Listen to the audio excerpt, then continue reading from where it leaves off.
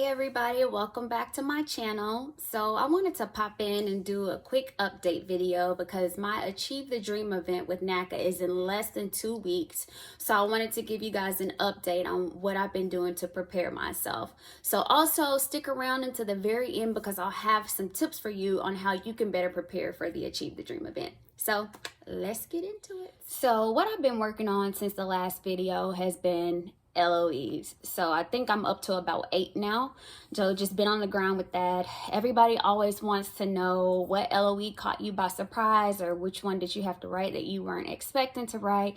And I would say for me, I didn't know that I would need to write an LOE for money that was automatically transferred from my checking to savings every month because clearly I'm submitting my bank statements to Naca.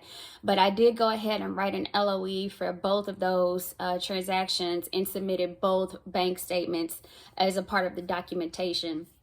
And this may be something that's specific to me, but I also went ahead and wrote an LOE because not only does my address on my driver's license not match my current address, which I already knew I would have to write an LOE for that, but my current address and the address that I lived at before this one are nowhere on my credit report. So I didn't know if that would be an issue, so I just went ahead and wrote an LOE for it and just uploaded my past 2 lease agreements and just called it a day. So I don't know if it'll be needed or if it'll come up, but that is something that I went ahead and just prepared for automatic. Another thing that I've been working on since the last video has been just combing through my web file, combing through the Naca Facebook groups, combing through every available resource, YouTube videos and everything. I actually learned something here recently. I was watching a video from the official Naca YouTube page, and I learned that every single thing needs to be uploaded into PDF format into your web file, and that includes your driver's license. So I ended up having to dial into live support over the weekend, and they were phenomenal. Let me just say that every time I call into live support, I get excellent customer service. My issue is resolved every single time. So ladies, if you ever see this video in Naca live support, please keep up the great work. But anyway, so I had to call them, and they actually called me, stayed on the phone with me until they received a copy of my PDF version of my driver's license and actually attached it to my web file for me. So in the midst of all of that, they noticed that all of the LOEs that I had uploaded went to scanned documents instead of going into the LOE division of my web file. So that was good to know, just in case I get on the phone during the Achieve the Dream event and they say that they don't see my LOEs. I can just say, hey, would you mind checking the scanned documents?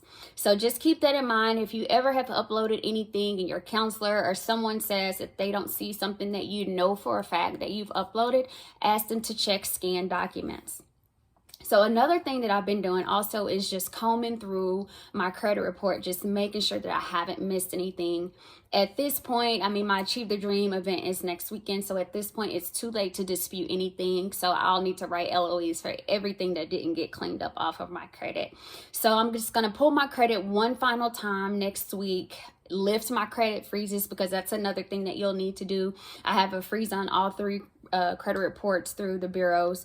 And if you have any type of fraud alert, I also read if fraud alerts really need to be removed maybe, or there's some sort of special circumstances or something where that can actually prolong your process. So maybe look into that too if you have a fraud alert on your credit report.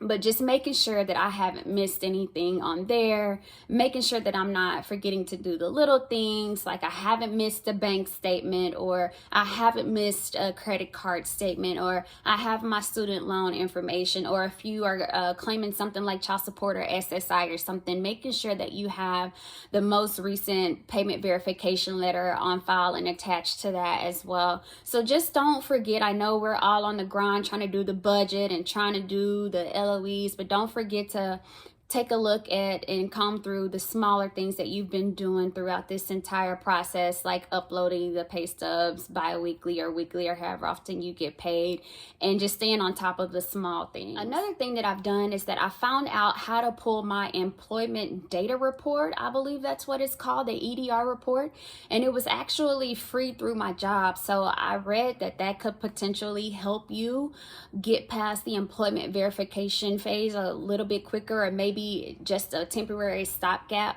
at the ATD until they can actually fax the forms and stuff to your employer. So I went ahead and I uploaded that. Also, I downloaded 12 months of bank statements as well as my past 2 lease agreements because I haven't been in this particular home for 12 months. So I was also told that that could potentially help you move a little bit quicker in the rental history verification process. Like, I'm sure you're still going to have to go through the formal process for both employment and rental verification. But I believe that if you can help provide this additional information up front, it'll maybe have them submit you for qualification. I'm really not sure, but I'm just going to have it handy just in case.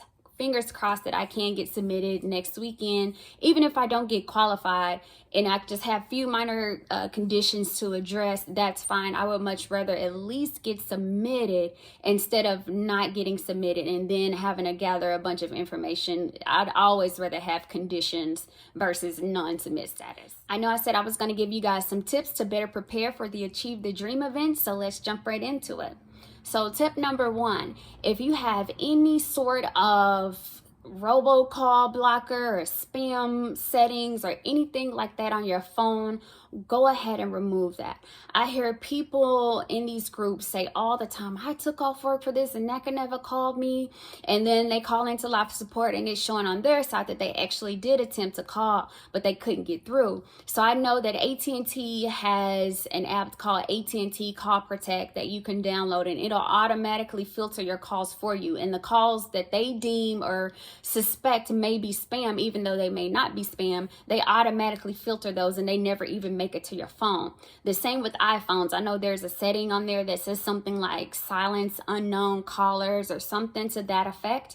Make sure all of that is turned off, guys, and all of that is deleted or whatever you have to do, because we want to put ourselves in the best position possible to receive these calls so that we can get qualified as quickly as possible. Like, we've watched all of these YouTube videos, we've read all of these Facebook posts, all of this research, all of these LOEs have been written. Like, we don't want our work to be in vain over some sort of technicality because our phone accidentally blocked Naca's call. And, you know, now we have to wait another 2 to 3 more months or however long in the future your intake appointment is. So make sure you turn that stuff off. Tip number 2. So I know not everyone has a scanner. I know I don't have a scanner. So I use this free website called ilovepdf.com. That's ilovepdf.com.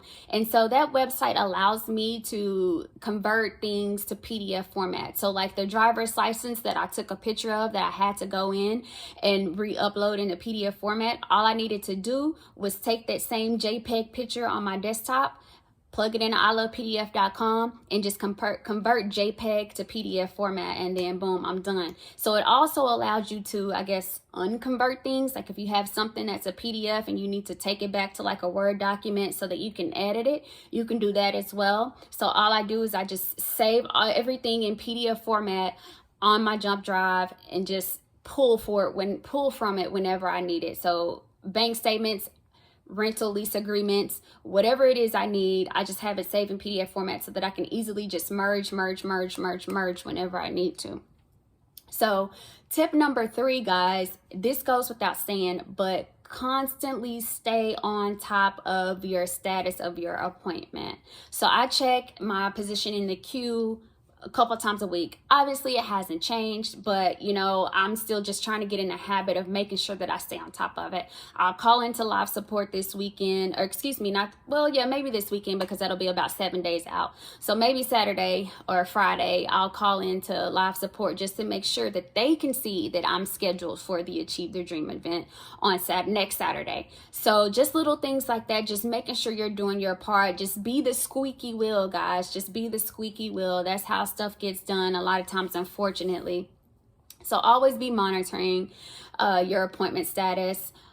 Always turn off your spam blockers or ad blockers or robocall blockers, whatever you want to call it, if you know that you are anticipating calls from Naca. And also try to check out ilovepdf.com if you don't have access to a scanner. So thank you guys so much for watching. I hope that this was useful information for you. If anything else comes up before my appointment next Saturday, I'll try to pop in and do a quick little update video. I may even try to do some live footage during my Achieve the Dream event, depending on how that goes next week. I know everyone always talks about them, but no one actually ever witnesses what goes on inside those events. So stay tuned, guys. Let's talk about it. If you want to jump in the comment section and share your experience, I welcome you to do that. So please don't be shy. Go ahead and like and give this video a thumbs up and subscribe. And I will see you guys in my next video because it takes a village. Cheers.